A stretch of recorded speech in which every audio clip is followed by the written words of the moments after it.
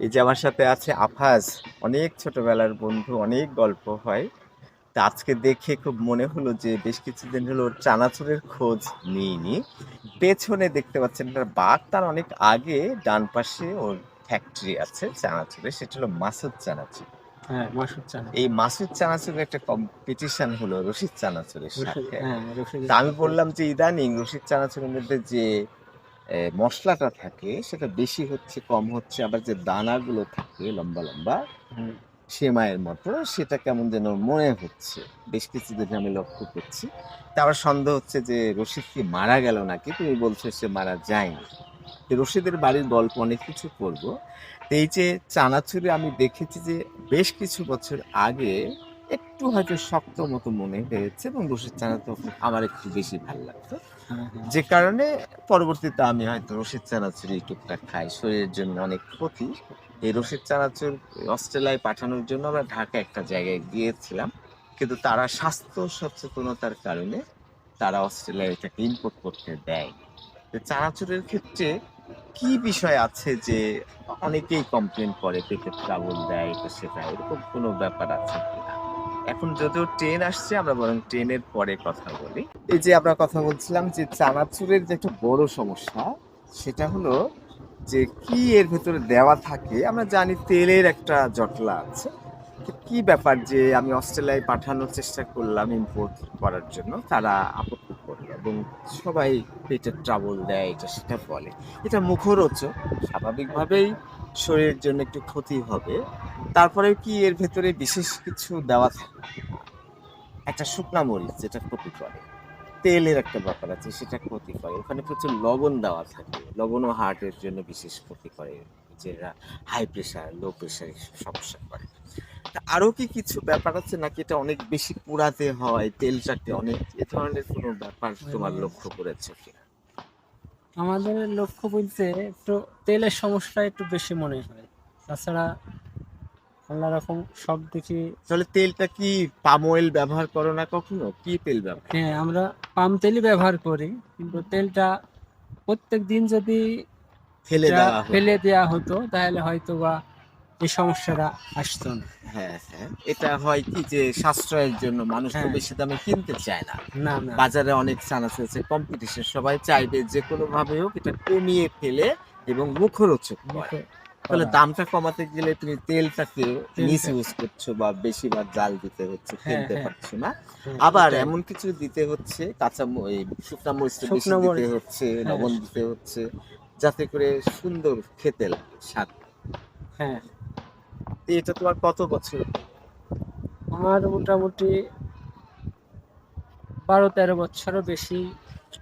এখন প্রশ্ন হলো প্লাস। যে আমি মাঝে টেস্ট করিনি। তাহলে কি আমি ধরে নিতে পারি যে এই কয় বছরে তোমার অনেক ভালো হয়েছে চানাচুরটা, আমার মাছের চানাচুর আবার একটু টেস্ট করা দরকার। হ্যাঁ, আল্লাহ রকম এখন অনেকটাই ভালো হয়েছে। তাহলে আমরা এদিকে অটো মেশিন করেছি। অটোমেশন করেছো। হ্যাঁ, আচ্ছা, আচ্ছা। তাহলে ইয়াতে এদিকে অনেকটা ভালো হয়েছে। রশিদ চানাচুরের একটু বোধহয় কিছু যে একটা ব্যাপার হচ্ছে। যেহেতু সে বয়স্ক বা সে অত পরিচর্যা করতে পারে না, অন্যরা করে। একটু কেমন যেন মসলা বেশি মনে হচ্ছে, কোনো দিকে কম মনে হচ্ছে। তারপরে দানাগুলো একটু শক্ত কেমন যেন। যেটা তোমার ক্ষেত্রে আমি একটু খেয়াল করেছিলাম যে দানাগুলো রশিদের মতো অত মিহি না, একটু শক্ত মতো কেমন। তো তুমি বলছো যে উত্তর এটা হয়তো আশা করা যায় অনেকখানি ইমপ্রুভ করেছে। হ্যাঁ, এখন আল্লাহর রহম অনেক উন্নত হয়েছে। কারণ অটোতে মালটা করলে মালটা ফিনিশিংটা খুব ভালো হয়, হয় মালটা নরম হয়। তাহলে দামের ব্যাপারটা কি রশিদের মতোই? ১৩০ গ্রামে ৳২৫ রশিদ চানাচুর। তোমাদেরটা আমার কত এটা করে? ৯০ গ্রাম, এটা হলো ৳20। আচ্ছা। দোকানদার আচ্ছা, নিবে দোকানদার পাড়া। হলো নিবে ৳20। হ্যাঁ, তাহলে ওই রশিদের ওরকমই আছে। হ্যাঁ, এরকম তাহলে পাশাপাশি ওরকম। তুমি এই মাসুদ নামটা দিলে কেন? এখানে আমি আগে থেকেই আমরা এখানে চলাতে হচ্ছিল, সমস্যা হচ্ছিল। পরে ওনার কাছে আমরা ও, একজনের কাছে তোমরা একটু চেঞ্জ তালিম করে। হ্যাঁ, নিয়েছো বা এটা সেটা করে মনে করেছো যে তার নাম এটাই হ্যাঁ। হওয়া উচিত। আচ্ছা। তাহলে আর কোনো চানাচুরের পরিকল্পনা বা বিস্কিট বা এই ধরনের কোনো পরিকল্পনা নাই? বিস্কিটের পরিকল্পনা নাই, তবে হয়তো অটো মানে প্যাকেটিংটা অটো করার মানে আচ্ছা, চিন্তা তাহলে ভাবনা তুমি আছে। অটো মেশিনে চানাচুরটা তৈরি করছো, কিন্তু ওইটাকে প্যাকেটিংটা প্যাকেট করার জন্য হাত দিয়ে তোমাকে হাত দিয়ে, ধরে নিতে হচ্ছে, সময় হ্যাঁ লাগছে, ক্ষতি হচ্ছে। হ্যাঁ হ্যাঁ, সেটা তুমি অটোমেটিক মেশিন নিতে পারো, যেটাতে এরকম, ওই অটোমেটিক প্যাকেটিংটা হবে। হ্যাঁ হ্যাঁ। সেটা একটা। তাহলে এটাতে তোমার আয়ের ব্যাপারটা খুব বেশি কি এগিয়েছে? কম্পিটিশন অনেক বেশি, তোমরা কি ওখানে উম, বেশি আয় করতে পারো কিনা, বা বিক্রির চাহিদাটা অনেক বেড়েছে, এরকম কিভাবে বাজারজাত করো? এখানে আয় বলতে আপনার ধরেন আগেকার চাইতে অনেকটা বাড়িছে, বিক্রিও বাড়িছে। আর দ্বিতীয়ত কম্পিটিশনের ব্যবসা তো, হুম, এখানে একটু ধরেন লাভ একটু কমই হয়। হুম, ওই ইয়াতে মানে সেল করতে হবে সবার সাথে। পাশাপাশি ওরা যে অন্য ফ্যাক্টরির যেরকম মাল দেয়, মানে একটা রেট দেয়, এখন আমরা যদি বেশি রেটটা দিই, যতই ভালো প্রোডাক্ট হোক, কিন্তু তখন তো নিতে চাবে না, হুম। দামটা বেশি লাগে। ওই ইয়াতে একটু মুনাফা একটু কম আসে, আচ্ছা, মানে আমি অনেকগুলো সামাজিক, ভিডিও হ্যাঁ করেছি রশিদ চানাচুরের উপর। আজকে আবার গল্পটা বলবো যে 16 আমি যখন এসএসসি পরীক্ষা দিয়ে মাহবুব আঙ্কেল যে সচিব, হুম, তার সাথে দোকানে আড্ডা দিতাম। একদিন হঠাৎ করে চানাচুর খেয়ে খুব ভালো লাগলো। কি চানাচুর? সেটা রশিদ চানাচুর। তখন ভাবলাম যে এটা সেরা চানাচুর। দোকানে আমি খুঁজলাম, পরের দিনে ওই দোকানে পেলাম না, তারপরের দিনে আরেকটা দোকানে পেলাম। তার মানে 30টা দোকান খুঁজে খুঁজে একটা দোকানে পেতাম, ওরা শেষ হয়ে গেলে আরেকটা দোকানে পেতাম। তো আমি যেহেতু নিয়মিত খুঁজছি 1989 সালে, তখন দোকানদার আস্তে আস্তে ওই চানাচুরটা বাজারজাত করা শুরু করলো। তাহলে আমি বলতে পারি যে রশিদ চানাচুর আমি বোধহয় অ্যাম্বাসেডার, প্রচার করেছি। তারপরে হাফিজ, আমি সাদিক মরসালে গেলাম। তা আমি চালাচ্ছিলাম, আমি যখন তার কাছে যাই, তখন একজন দৌড়ে পালালো। তখন কেউ কেউ বললো যে এটা রশিদ। তো পালাচ্ছে কেন? একটা লাইসেন্সের কিছু কমপ্লিকেশন ছিল, সে 89 সালে সে লোকালি বাজারজাত করে। তো বোঝানোর পরে সে আসলো, আসার পরে সব দেখালো এবং আমাদের তিনজনকে 3 প্যাকেট দিল। আর সে বলল যে এই যে গুঁড়া গুঁড়া যেটা মশলা, এইটাই আমি কাউকে বলিনি, হ্যাঁ, আমি মানে এটা তৈরি করি, কিন্তু অন্যান্য জিনিসগুলো ওরা জানে বা ওদেরকে দিয়ে আমি হেল্প নিই। আমি জানি না এখনো সে মশলাটা সে কাউকে বলেছে কিনা। এ, তোমার কি ওরকম সিক্রেট আছে যে একটা মশলা আছে, তুমি বা কেউ বানাও, কেউ জানে না, বা তোমার পার্টনাররাই শুধু জানো, বা এরকম কোনো ব্যাপার আছে কি? আমরা এখানে 6 জন আপাতত এখন আছি। 6 জনের মধ্যে 6 জনে অবশ্য জানি। অনেক সময় হয়তো জানি না, তা আমরা হয়তো বলে দিই যে এতখানি এতখানি করে লবণ লাও, মরিচ লাও, অন্য মশলা লাও, এগুলা দিয়ে আচ্ছা, আরেকটা তোমার ব্যাপার মিক্সার এখানে কর। ভুল হতে পারে, ষোলোয় যে চটপটি, সেই চটপটি এলাকা আমি ট্রেনিং দেওয়াতে আমার মতো বানাই, বা অনেক ইমপ্রুভ করেছে বলে আমার ধারণা। আমি যে 365 দিন খাই। হুম, তে আজকে হলুদ বেশি হলো কেন? বলছে ও আমি তো বানেশ্বরে গিয়েছিলাম, আমার মাকে বলেছি। আরেকদিন আরেকটা জিনিস হলো, এটা হলো কেন? ও আমার ওয়াইফকে বলেছিলাম।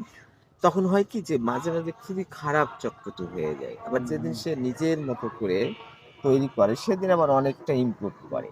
তো এখানে ওরকম ভয়ের কিছু নাই যে তুমি মশলা না দিয়ে আরেকজন দিল, তখন অনেক খারাপ হলো, অত জটিল না। মানে জটিল, এখানেও ওরকম জটিল আছে হয়তো।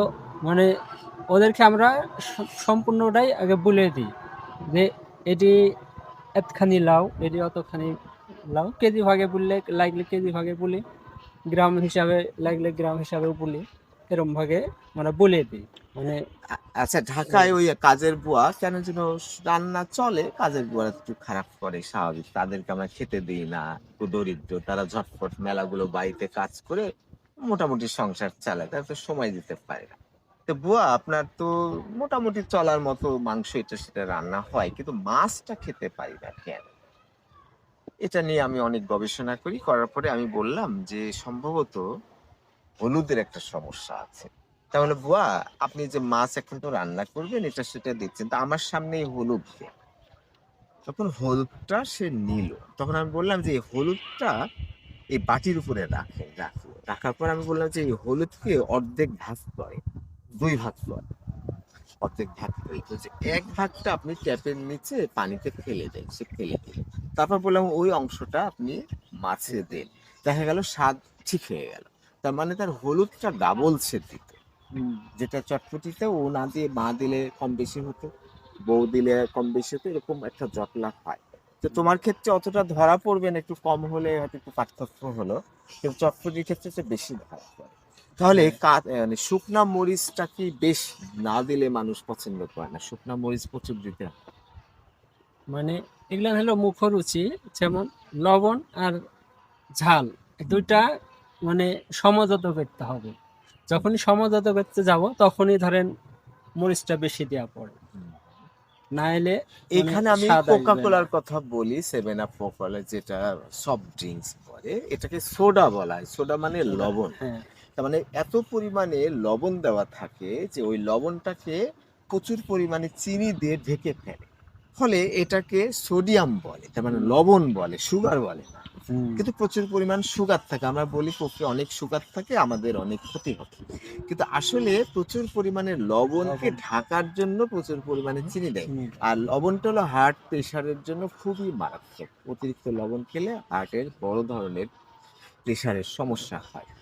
তো এক্ষেত্রে তোমার চানাচুর ক্ষেত্রে বা সবার চানাচুরের ক্ষেত্রে একটা জিনিস হলো যে লবণ এবং শুকনা মরিচের শুকনো একটা মরিচ। চমৎকার ব্যালেন্স করতে হয়, নাহলে স্বাদ হ্যাঁ, হবে না। হ্যাঁ, এটা হ্যাঁ, স্বাস্থ্যের জন্য এটা সবাই যে খায় তা না, টুকটাক হ্যাঁ, অনেকটাই মুখরোচক হিসাবে খায়। আর আমরা আল্লাহর দেওয়া যে শরীর মজবুত, মোটামুটি খেলে সেটা ওটা অবশ্যই। চলে যায়, অভ্যাস হয়ে যায়। আমি সারা জীবনই আমি ঢাকায় 60 প্যাকেট পর্যন্ত আমি নিয়ে গেছি, এবং ওখানে যেহেতু আমি কিভাবে খাই সেটা হলো যে কাঁচা মরিচ, পেঁয়াজ, সরিষার তেল, মশলা দিয়ে হ্যাঁ, ওটা মিক্সার। করি। তখন হয় কি যে অল্প চানাচুরের যে স্বাদ, সেটা আমার 60 প্যাকেট চানাচুর আমার অনেক দিন চলে। কিন্তু বাড়িতে তুমি বাজারে একটা নিলে কাঁচি দিয়ে কেটে খেয়ে শেষ করে দিলে, জি। সেটা তুমি আবার পরে আবার 25 টাকা দিয়ে কিনতে পারছো, কিন্তু আবার রাজশাহীতে তো এটা পাওয়া যাবে না, লোকালি এটা ব্যবহার হয়। তো তোমার কত দূর পর্যন্ত তোমার এটা যায়? আমরা এদিকে চারঘাট বাঘায় এদিকে দিই, আর বেশি বেশি অংশ চারঘাট বাগার দিকে বেশি চলে, আর আশপাশে 16 ইউনিয়নে প্রায় সব জাতেই। তাহলে বানেশ্বরের দোকানে বেশি চলে না?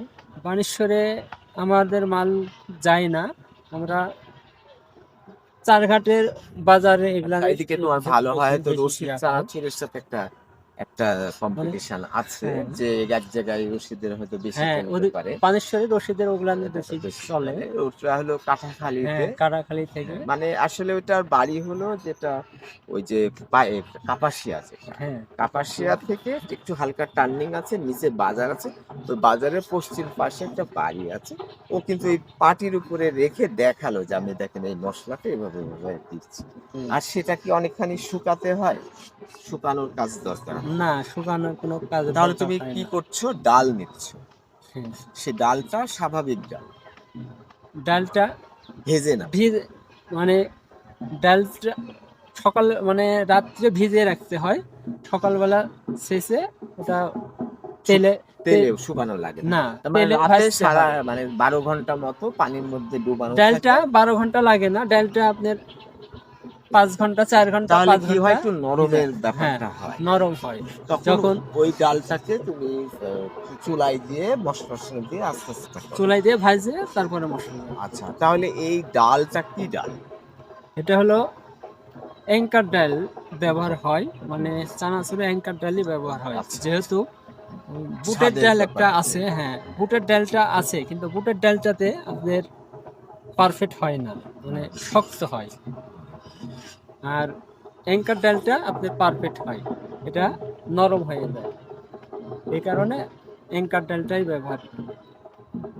আচ্ছা, তোমার মেয়ে ঢাকা বিশ্ববিদ্যালয়ে ভর্তির জন্য গিয়েছিল, তোমার ওরা কে কি করছে, কি অবস্থায় আছে, তোমার পরিবারের কিছু জানি? আমার মেয়ে এখন ইউনিভার্সিটি দেওয়া ছিল, কিন্তু চান্স হয়েছিল না। আর পরে আমরা নিরাপত্তার স্বার্থে আমাদের পাশে 16 কলেজ আছে, ওখানে ডিগ্রি করাইছি। আচ্ছা, একটা জিনিস আমার বলার আছে। একটা কারণ হলো যে তুমি অনেক ধার্মিক, নামাজ কালাম পড়ো, দাঁড়িয়ে আছে, তুমি সাধারণ জীবনযাপন করো। তো আমার দর্শকরা মনে করতে পারে যে তুমি হয়তো সাধারণ। আসলে না, তোমার যে স্ত্রীর বড় ভাই সে হ্যাঁ, হ্যাঁ। অস্ট্রেলিয়ায় আছে। জি, তার সাথে আমাদের অনেক গল্প হয়েছে। এই খুব বিরল একজন ব্যক্তি এর সম্বন্ধে না সারা সম্বন্ধে হয়। সম্বন্ধে।